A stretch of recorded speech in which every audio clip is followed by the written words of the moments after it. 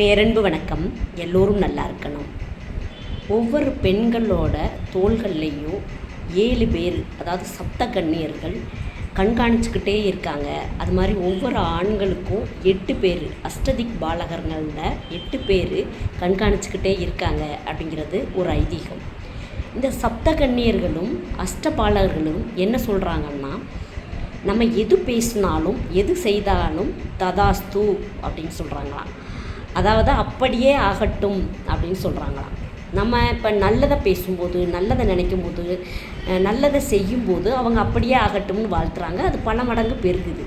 அதே மாதிரி நம்ம கெட்ட சிந்தனைகள், கெட்ட வார்த்தைகள் பேசும்போது அதுவையும் அவங்க அப்படியே ஆகட்டும்னு சொல்கிறாங்க. அதுவும் பல மடங்கு பெருகும். அதனால் நல்ல எண்ணம், நல்ல செயல், நல்ல சிந்தனை, நல்ல வார்த்தைகள், நல்ல வாக்குகள் அப்படிங்கிறத கொடுப்போம். ததாஸ்து சொல்கிறதுக்கு 7 பேரும் 8 பேர் இருக்காங்க. ஞாபகம் வச்சுக்கோங்க. நன்றி. வாழ்க வளமுடன். சிவாய நம.